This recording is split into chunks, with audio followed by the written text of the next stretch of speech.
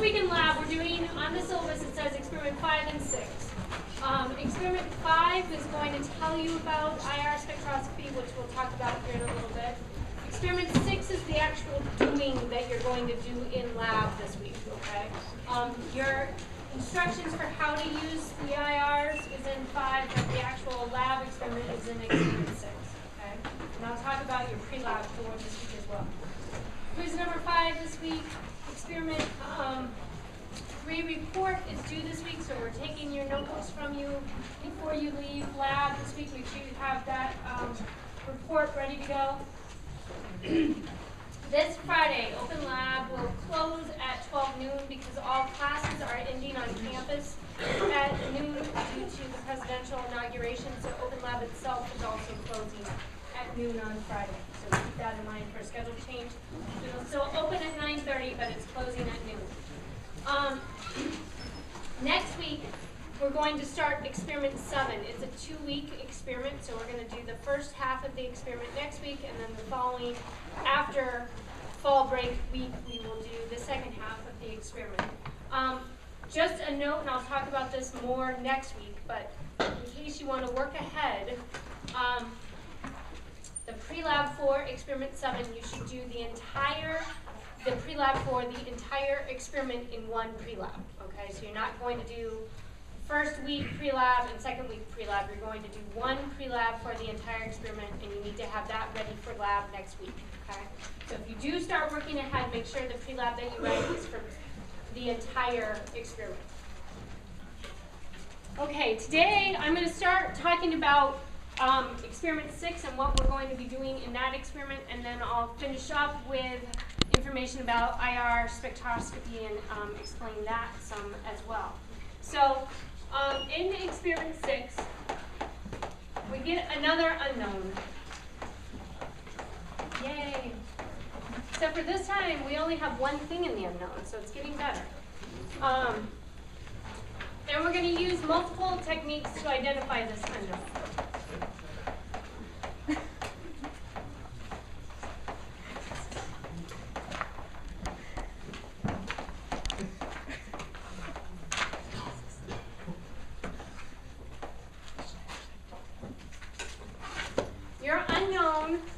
Going to contain a functional group, okay, and it's going to be of these possibilities. So it could just be a regular old alkane, so you've got carbon-hydrogen bonds, that's it, they're fully saturated. You could have an alkene, you could have an alkyl halide,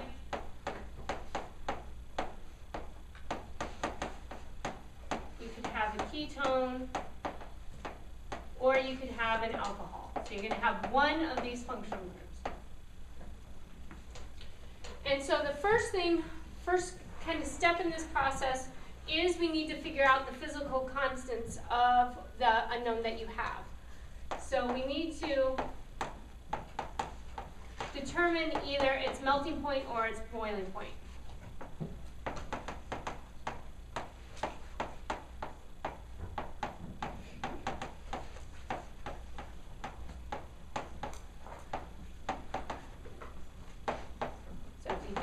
You're going to be figuring out melting or boiling point. If you've got a solid, you're going to be figuring out its melting point.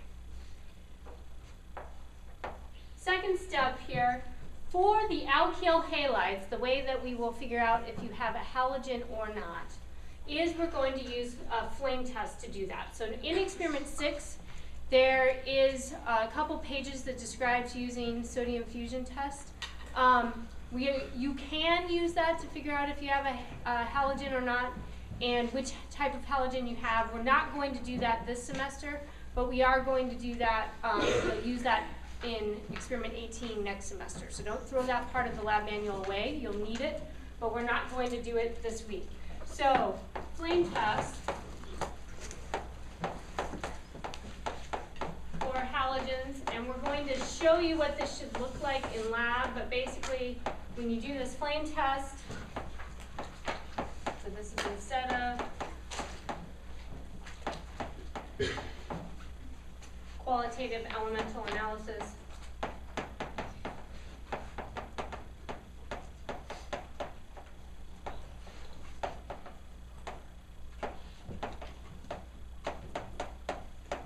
what you should see is a green flame if you do have a halogen that's present. So this is also formally known as the Weilstein flame test.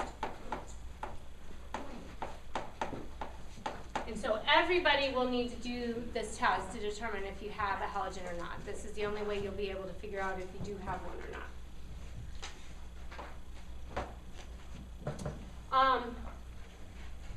The next thing we're going to use is we're going to look at the solubility properties. One thing I forgot to mention with determination of physical constants. So we're going to use a new piece of apparatus that you haven't used before from your lab drawer. It's basically a way to do a simple distillation with one piece here, and then we add on the sidearm test tube. So this one piece, your small scale simple distillation apparatus you have in your lab drawer, and you probably have a black stopper hanging off of the arm, okay? You're going to use, I would, instead of boiling stones like this example shows, I'd use a stir bar in there. You're going to set it up, ring stand, stir hot plate, heating mantle, put your unknown in here. Then you're going to use, there's a stopper in your common equipment drawer. That is used to make an adapter here for putting your thermometer in here. Just like a regular simple distillation, you want the tip of your thermometer under this arm of the apparatus. And then you're going to connect this to your sidearm test tube. So if you need to do a distillation, what you're going to want to do is modified fractional distillation. So it's not going to be like last week where you're going to use an additional vertical column and we're going to add theoretical plates to our apparatus. You're just going to collect fractions of impurities versus your steady boiling unknown, okay? So what you want to do is maybe have a test tube clamped on here first. You can collect any liquid up until the point you get to the steady boiling point, and then attach your sidearm test tube and collect that steady boiling liquid until you get to the end of the distillation, until you have a little bit of liquid left. And just like last week, you don't want this to go to dryness, okay? When you have a test tube on here, you've got a closed system if you connect it directly to that stopper. So you don't want it connected directly to the stopper. You just want it sitting there so what is dripping through the sidearm condensing arm goes just directly down into the test tube without it clamped on there. The sidearm test tube, then you do have a vent, and so that's where you should collect the bulk of your unknown. That you can then slide on directly onto the stopper itself and then clamp it so it doesn't go anywhere on you. The other thing is, since this is basically your condenser here, you can put a wet paper towel here to kind of help with the condensing. If you have a higher boiling unknown, you can put a little bit of insulation around the bulb of the apparatus too, but you don't want to wrap it all the way up because you'll get reflux instead of actually distillation, okay? So you're going to do a smaller scale distillation than you've done previously, okay?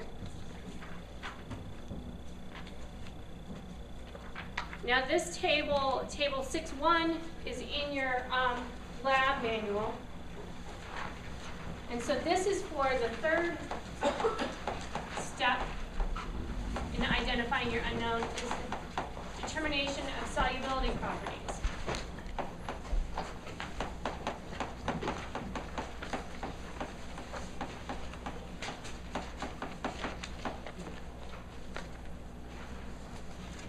And so you are going to look at how your unknown behaves as far as solubility with a number of different solvents.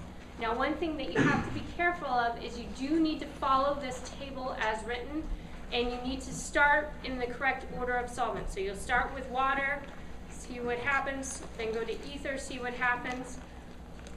After you've done water and ether, you've got to see what pattern you have. So like if you're soluble in water, but not soluble in ether, then you're not going to do the rest of the tests, okay? Because these the HCl, NaOH, and sulfuric acid could react with your unknown, okay? Same with if you're soluble in water and soluble in ether, you're not going to do the rest of the test. That's what these guys mean. Otherwise, if you're soluble, not soluble in water, soluble in ether, then you can try HCl. If you're soluble and then not soluble in NaOH, then you wouldn't do the sulfuric acid test. Or if you were negative positive, you wouldn't do the sulfuric acid test, okay? So the point is you've got to follow this table and do it in order of what you find in order of this table, and use that pattern to figure out which tests you keep going with. So if you get one of these two patterns, you stop after your ether. If you get one of these two patterns, you don't do concentrated sulfuric acid, okay? Now do be careful. It is concentrated sulfuric acid. Wear gloves. Don't get it on yourself, okay? It's going to burn a lot.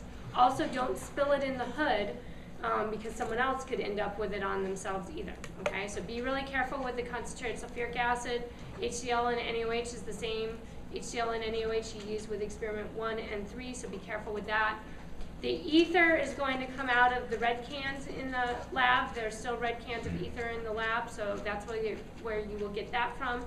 And the water, you should get be able to get distilled water out of, there's taps on 2 sinks in each lab. That's where you'll get your distilled water from,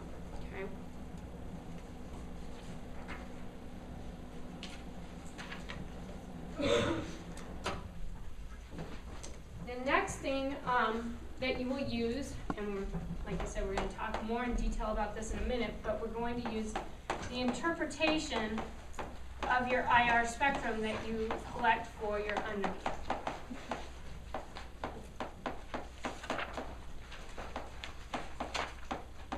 And so you're going to interpret that IR spectrum. You also are eventually going to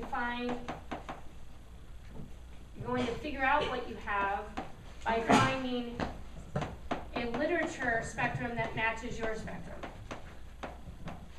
So that means the published spectrum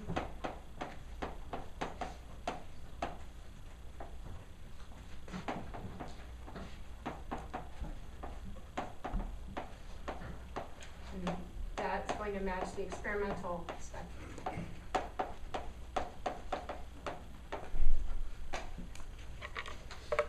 So I'm going to show you right now, there's a couple of databases that you can use to find this literature spectrum, okay? I'm going to show you those databases. Another possibility is this website.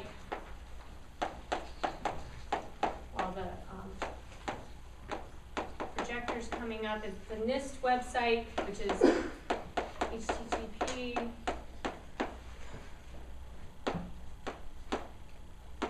Webbook with 2 B's, .nist.gov/chemistry is another possibility besides the 2 that I'm going to show you right now.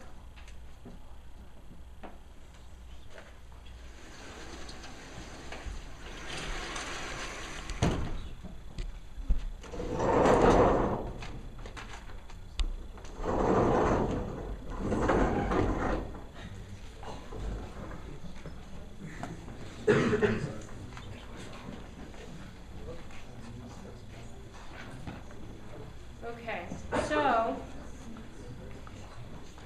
one of these you can find by, if you just go to Google,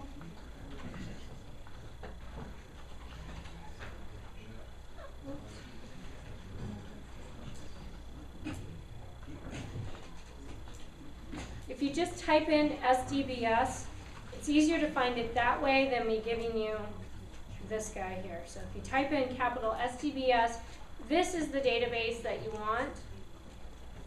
And you can use this. Eventually, we're not only going to be looking up known IR spectra, but in second semester we'll also be using NMR spectra, so you can use this database as well as the other ones that I've shown you. You've got to click at the bottom here that you agree to this disclaimer. And then you can go up to compound name, type what you are looking for. So I'm going to look for 1-bromopropane. And then go down, select search, and then it will come up with the data it has about that compound. Sometimes you'll have a list of compounds, so you'll have to look through that list for the compound you want. So we'll click on IR, that's what we want. And so then it comes up with the liquid film. On the side here, it tells you the other spectra that it has possibly for that compound. Now, one thing you want to make sure is that you are always getting something that either says neat or liquid film, so that it's collected in the same way that you collect the spectrum for your unknown. Now, to print this out, they've gotten kind of tricky. It used to be you could just select it and then print it. Now, they won't let you do that. So if you just right-click on it, you can say this frame, and if you say open this frame in a new window, then you can print this window, okay? And so that's what you'll want to do for your known spectrum if you use SDBS to find your literature spectrum, because for your final report, you're going to want a copy of what that literature spectrum is. Okay? Another database that you can use, so this one you can use anywhere you can get Google. So basically anywhere you have internet. Another database that you can use is available anywhere the campus clone is for the computer lab. So the Duck Computer Lab has it 3002, but any other campus computer lab that has the cloned computers on it, including this one here. Under all programs, you're going to go to chemistry, and you can find Aldrich Spectral Viewer. And so you can use the Duck Lab, but you can use computer labs in Martha Miller, you can use computer labs in the dorms, anywhere where that clone is. And it's an older program, so it takes a little bit to open. The copy we have is an older version of it, so it's from 2000, 2001, so it's not absolutely every compound possible, but you can try this as another possibility for where you can find your unknown. So I'm going to put 1-bromopropane in again. So here you can enter the name, the CAS number, which is chemical abstracts number. It's a number specific to each compound. The catalog number refers to the Aldrich catalog number, or you can put in the formula. For you guys, it's probably going to be easiest to use the name, and I'll show you in a little bit why that is. Then just click execute. And it may come up with one option, or it may come up with multiple options. You just use the arrow to select the one you want, then say hide search results. And then if this tab is blackened, not gray, then for IR, it means it has the IR spectrum. And so here, in this case, it says it's a neat IR, which is, again, is what we want for a literature spectrum. So you want it to say neat or liquid. You don't want a vapor phase, which means the gas phase spectrum, because its IR will look different. So then for this one, what you can do to get the peaks marked is you click on this icon on the top, the label peaks icon, and on the bottom, choose second from the left option. You can just, I'm not touching any button on the mouse, I'm just moving the mouse up to where I want this threshold to be, and then the peaks underneath it will be labeled. So then I left mouse click, got my peaks labeled. Then you can go under print peaks on spectrum, and usually it's better to pick a line thickness of medium so you can see things a little bit better, and then hit OK, and it will print it for you. Okay? So those are two different databases that you can use, as well as you can use the NIST website that I gave you. Now, in your another possibility is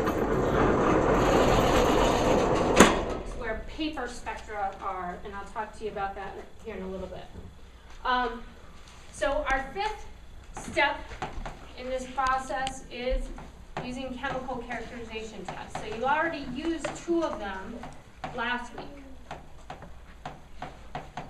Now we're going to add some more tests to test for some other functional groups. So this, you're figuring out the chemical class of your unknown. It should match with what you have determined from your IR spectrum. So if your IR spectrum is pointing towards you having a ketone, then the test for the ketone should be positive. If your IR spectrum looks like you have an alkene, then the two tests for the alkenes should be positive. If things are kind of iffy, you probably want to try a multiple set of things. If you find that you have a positive test for an alkene, or you get both positive tests for the alkene, but you're still not quite sure if it's alkene or ketone, you might want to do the test for a ketone to make sure that that is negative as well. One thing you should know for your quiz this week is know what chemical test to use for what functional group.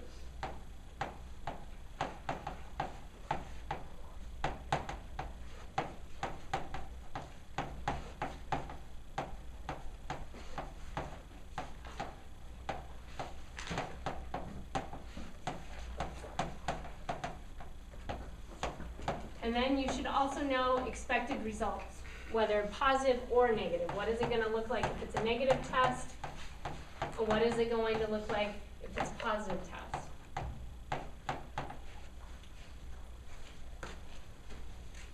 So like I said, we already have our tests for the alkenes. We did those last week. We've got our BR2 test. And then we also have our potassium permanganate test. So it's the same test as you used, wrong thing on my notes here. It's the same thing as what you did last week, same test as you used last week, but you do need both of them to be positive to say that you have an alkene. For an alcohol, we're going to use what's called a Ceric ammonium nitrate test.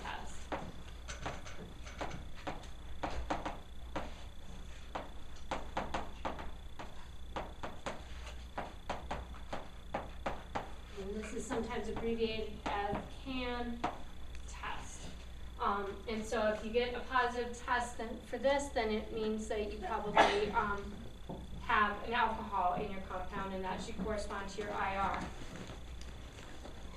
What is happening with this test is it's a complexation, so there's not really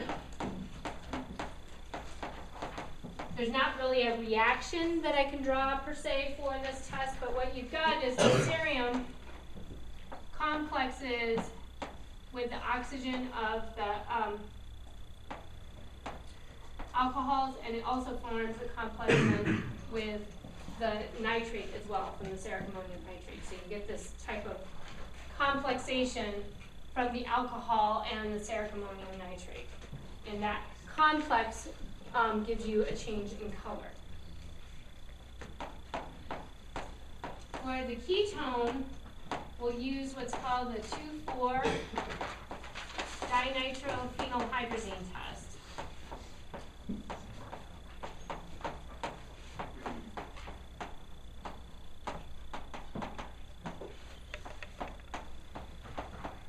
This is also known as 2,4-DNP test.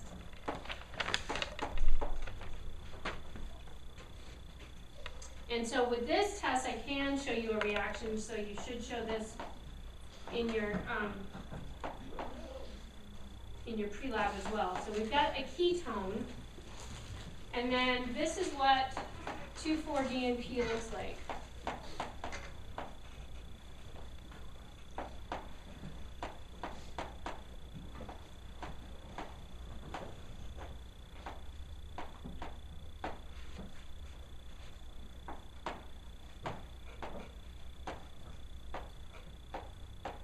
So here's our 2,4-dinitro, and then phenyl, and then this part here is the hydrazine. Okay. So this is kind of a yellowish orange liquid, but it's a transparent liquid. You do need to be careful with it. In order to make this, you use concentrated sulfuric acid as part of the solvent to make it. So be really careful with it. It's very acidic. So don't wear gloves. Don't get it on you. It also dyes you orange, and you'll stay orange for a while. So it's sulfuric acid and ethanol. And so it's there to see a little bit easier.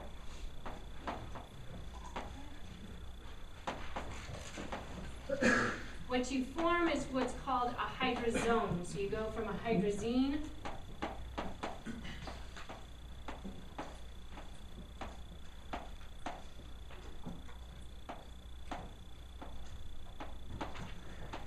so we still keep our dinitros, nothing happens there. And we form 2,4-dinitro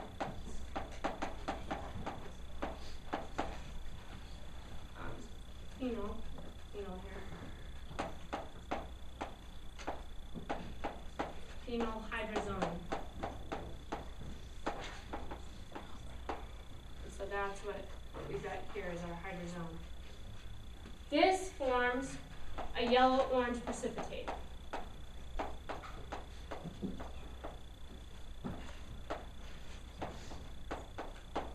And it usually, if you've got a ketone, it forms a lot of this precipitate. You may have to heat it, so part of the instructions are if you don't, if it doesn't form right away, then you need to heat it in a hot water bath. But if you have a ketone, it's going to form this nice orange-yellow precipitate. Okay? Question? What's under the arrow with the sulfuric acid? Ethanol, ETOH.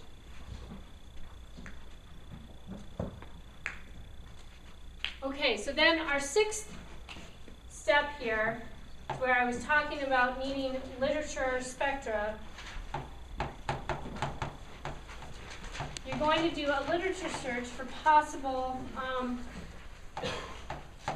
unknowns. So we need to know our chemical class to do this. We're going to do a literature search of chemical class of unknowns with similar physical properties.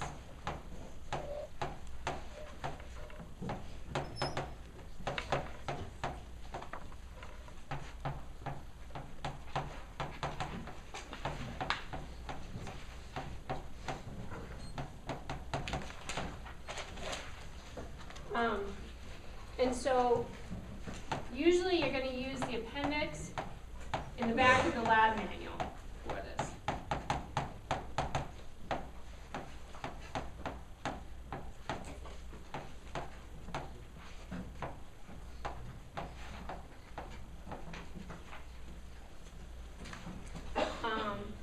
Another book that you can use called the Handbook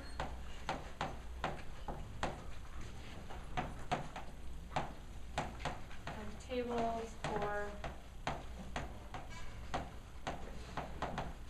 Organic Compound Identification.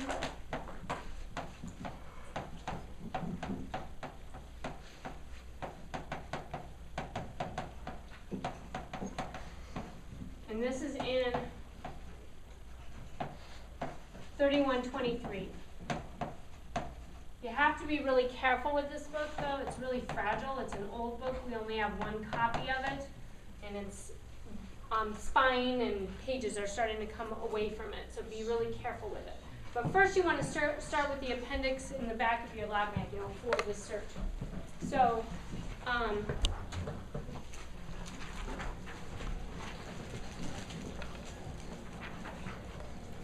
so say we determine that our unknown is an alcohol, okay? In the back of your lab manual are tables of different types of chemical classes of compounds, and then they are categorized by in order of their melting point and boiling point, all right? So say we determine that we have an alcohol, and we just determine that it's got a melting point, it's around 60 to like 62 degrees, okay? What you want to do is look at compounds that were 10 degrees below that melting point. So we'd look at these two that are at 60, and then the 58, and then probably the 50, and 10 degrees above that melting point. So we'd look at the 67 and the 68. So we're going to look at that whole group of compounds and look up the IR spectra for those compounds, and then see if the one of the compounds has an IR spectrum that matches your experimental IR spectrum. Okay? So you start with the appendix in the back. You need to know chemical class, so look under what chemical class you determined you had. Then you're going to look in order of melting point and boiling point. and go 10 degrees below your melting point or boiling point and 10 degrees above your melting point or boiling point. Okay? And that's where you're then going to look at SDVS or Altered Spectral Viewer or the NIST website to find spectra of those compounds to compare to your experimental spectrum. All right? And then the one that you determine is exactly like yours, then you will print out and include in your report. In a little bit here, I'm going to talk about how to figure out what if it does look exactly like yours or not. Okay, but what you're going to want in the end is a match for your spectrum. So that's why I told you make sure you're using a neat or liquid spectrum and not something that says vapor phase, because vapor phase looks different in the IR than it does if it's a liquid or neat spectrum, right?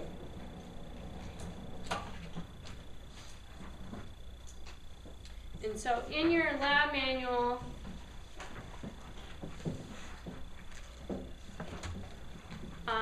page 612, figure 6.2, basically has these steps that we have gone through. So we've determined physical constants, determined chemical class by solubility tests, classification by chemical characterization tests. We're going to use physical and IR properties to look for similar compounds, and then find what matches the compound that you have.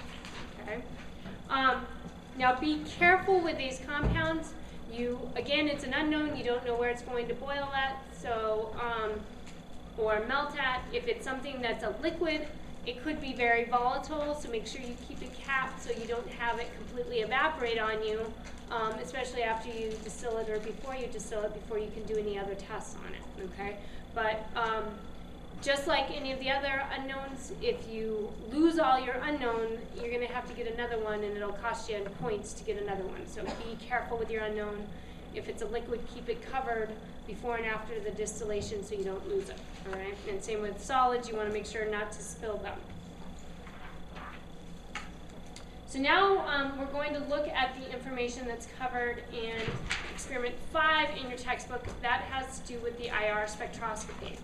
So if we're looking at the entire electromagnetic spectrum, the part of that spectrum that we are going to look at is the infrared region, okay? And that's what we're concerned with this week. And actually, before I even go there, let me give you some pre-lab information so you have that for your pre-lab.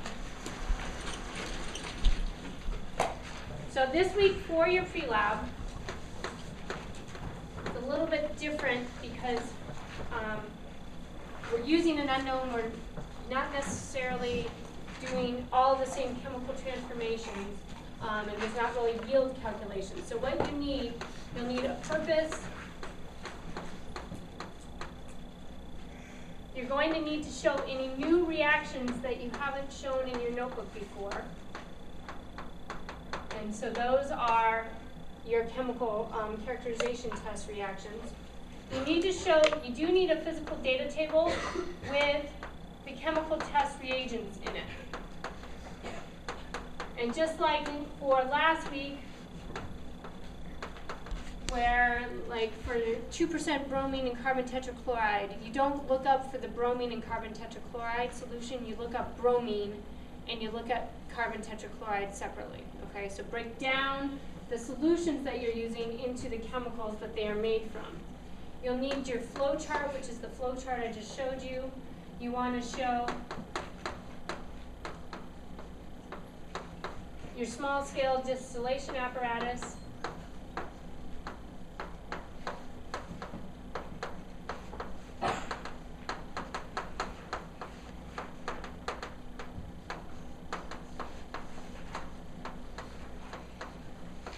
And as always, you want to give your references.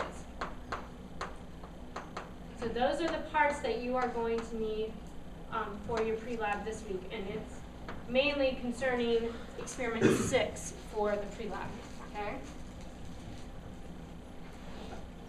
So now for Experiment 5, we're talking about IR or infrared spectroscopy. spectroscopy.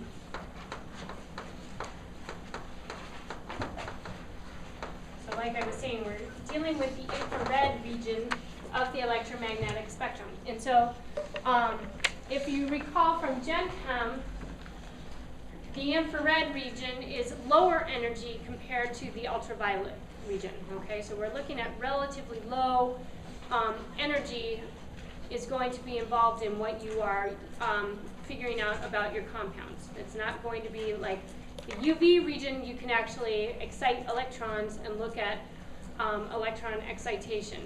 Here we're just going to be looking at what happens when you give energy to the compounds and what happens with the actual bonds themselves and how what different frequencies those bonds absorb at. Okay, so we're not going to be breaking any bonds or exciting any electrons. It's going to be relatively low energy.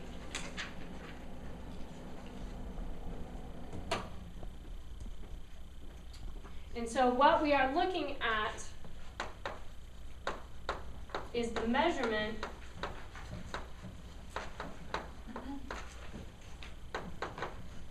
of the amount of infrared radiation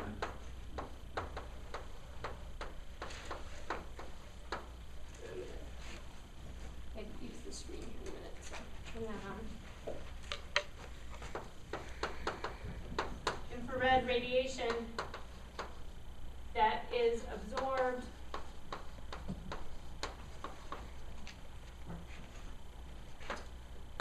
by a compound as a function of frequency.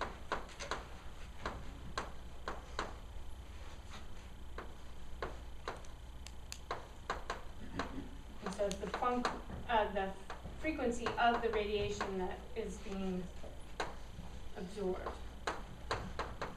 And when we talk about frequency, we're usually going to be talking about this frequency has units. We're looking at centimeters to the -1 is the units that usually you use for IR spectroscopy.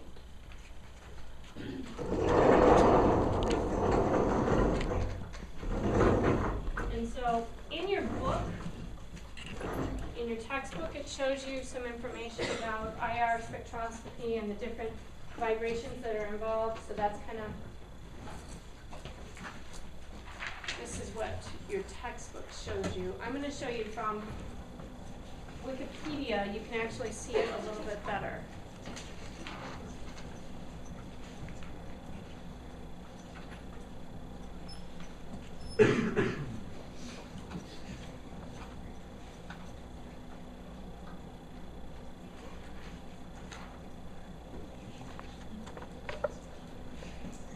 And so this is what we're talking about happening in the different compounds. And so it's what's happening with the bonds when you give it radiation of energy.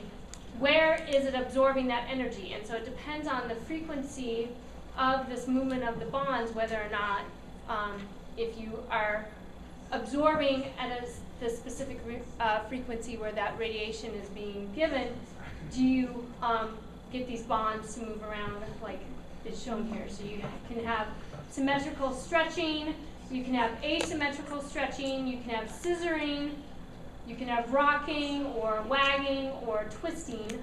But I'm showing you this versus on in your textbook, it's hard to see what's actually occurring.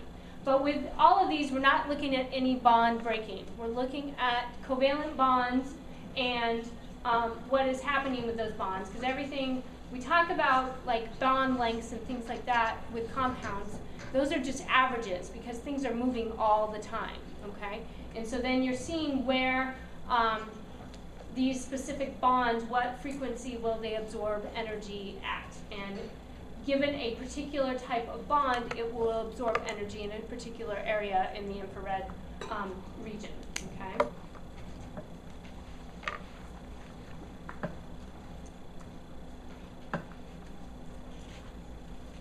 And so the area that is most helpful to us is from 4,000 to about 600 inverse centimeters. is the area that is really helpful to us figuring out what is going on in a compound, what kind of bonds are present. So depending on the bond that's present, it will absorb energy in at specific frequencies, okay? So like NH bonds, OH bonds, CH bonds, they absorb in the 4,000 to 3,000 range. CC triple bonds or CN carbon nitrogen triple bonds absorb in the 2,300, 2,200 range. Our carbon-carbon double bonds, carbon-nitrogen double bonds, or carbon-oxygen double bonds absorb in the 1,800 to 1,600 range. So different types of bonds absorb different frequencies in the infrared region. Then what we have is what's called this fingerprint region, okay? And this is very specific. So this is kind of our diagnostic region. This is our fingerprint region. That fingerprint region is what its name implies. For a specific compound, your IR spectrum will have a very specific looking set of peaks in that fingerprint region, and they are specific to that compound. So that is how you're going to be able to identify and match up IR spectra with your unknown versus those of known literature spectra, okay? And so if we look at, this is just a general IR spectrum for ethanol, ethyl alcohol. We've got the OH group, and then down in here we have the CH bending associated with it, okay? And so this is the type of peaks we're looking at, transmittance versus wave number. And so to know that you are looking at something correctly, your peaks go down, not up usually. And this, we kind of read the spectrum across from left to right. So we've got higher frequency here, lower frequency here, okay? Now what I just gave you is this table here. And so we're going to have you start, in starting to interpret IR spectra, we're going to have you start with this basic table that we've given you, and then it gets more complicated from here. But you can start learning and understanding what's going on with just these characteristic infrared absorptions. So if we talk about just the type of compounds that we're going to look at this week. So we've got alkenes. They are going to have an sp2 CH stretch. It's around 3,100 to 3,000. And you're also going to have a C double bond C stretch from about 1680 to 1620. Okay, so if you had an alkene, you would look for those two places to see that information. Now, sometimes with alkenes, it is tricky actually to see both of those, okay? So if you've got chemical tests that are agreeing for it to be an alkene, but you're not quite sure from the IR, talk to your lab prof. Sometimes it is a little bit tricky to see those guys. Alcohols, you're going to look for a big stretch in the 3,650 to 3,100 range. It's a strong, broad stretch. For ketones, you're looking at this carbonyl stretch, C double bond O stretch, between 1,800 and 1,650 inverse centimeters. Alkyl halides, there isn't really a characteristic infrared absorption that you look at. More of the diagnostic information is in the fingerprint region. So what you want to do is make sure you have a good Beilstein flame test, and then you're going to have to make sure once you have confirmed you have an alkyl halide, make sure you're looking very carefully at that fingerprint region to make sure you've got a match, okay? But there's nothing here off of this table that you're going to match up to say that it is an alkyl halide. Same with an alkane. There's nothing here except for with alkyl halides and with alkanes you could say you have sp3CH stretches, and that's it, okay? But pretty much everything is going to have an sp3CH stretch in it too. So from this table, I would, for the functional groups we have for experiment 6, know what absorptions correspond with those functional groups. So the functional groups I just went over and those absorptions, you should know those for this week, especially for the quiz. Now, in your textbook, you have a table of absorptions. This is very similar to the table I gave you. The table I gave you is a little bit more broad. What you have in your textbook is a little more narrow ranges and a little bit more detailed. Okay? So now what I'm going to show you is I'm going to go through some examples of what these spectra look like for specific functional groups. So first thing here is I've got cycloheptene. So this is its IR spectrum. I want you to see too how I have labeled things on the IR spectrum. You will want to label the peaks on your IR spectra just the same way. So alkenes, we have an sp2 CH stretch. We've got something here at 3018 inverse centimeters. We also have sp3 CH stretch, so we've labeled that. And then we have our C double bond C here. Something else that you could label in this region. Usually you're labeling between 4,000 and 1,400. You can go a little bit below that to label the bending too that's shown on your spectrums. But you're usually, or on your data table I give you, usually you're looking at 4,000 to 1,400, and you're looking at stretching and bending are the different types of absorptions that are occurring there. With an alcohol, when I talk about a strong broad stretch, this is our strong broad stretch in the 3650 to 3100 region. Then we've got sp3CH, and then we could also identify this bending here. This is for 2-butanol. Okay, so that's what the OH is going to look like. For a ketone, we are not going to have really anything here that shows us anything different. We still have our sp3CH stretch, but we've got between 1800 and 1680 this strong, sharp peak due to the carbonyl. And so this is representative of our ketone right here at 1718 inverse centimeters. And again, we could show some CH3 bending here.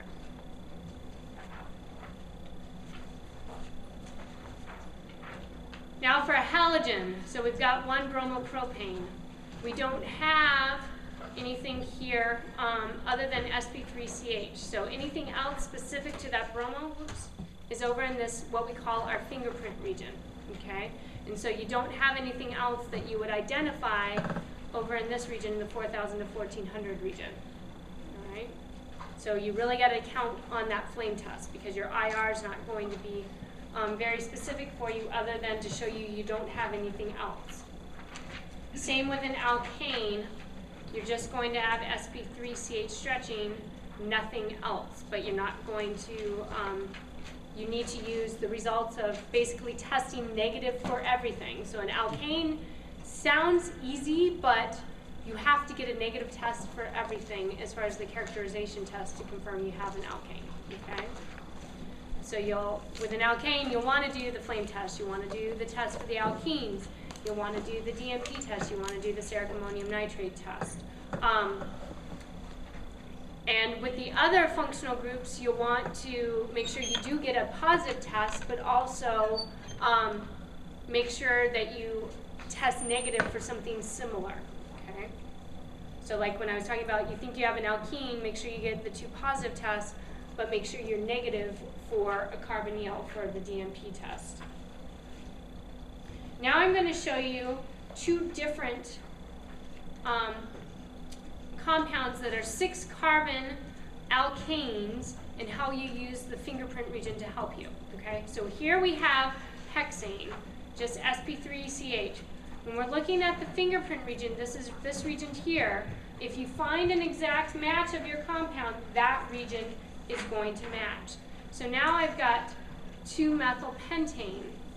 So see how this looks different than this up here. So that's what we're talking about, things matching. This would not be a match for that compound, even though they have similar boiling points and similar properties, and in this region they have a very similar IR spectrum. You would say that these 2 don't match. To get a match, it would either need to match this or match this. So you want to look at relative overall intensities of peaks. So this being a sharper peak, this not being as strong a peak, relative intensities, and the shape of peaks should be the same if you have a match. Now what may differ is the overall intensity of the entire spectrum. That has to do with sample size, not the actual compound itself, okay? But does everyone see here the difference? This would be something that would be considered not a match, okay? All right.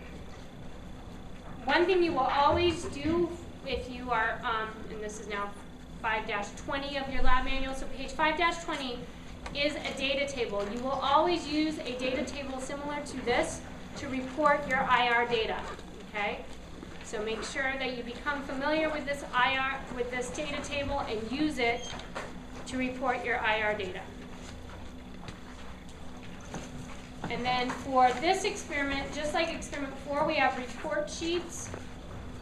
They're on page 615 and 616 in your lab manual. So you'll fill out the top part, give us the structure of your unknown physical properties is going to be boiling points. Give the possible compounds you've considered based on boiling point or melting point. Fill out all this information, unknown number, give the name of your unknown. Give the results of the Beilstein flame test.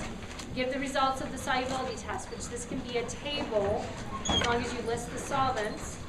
Then on the back page,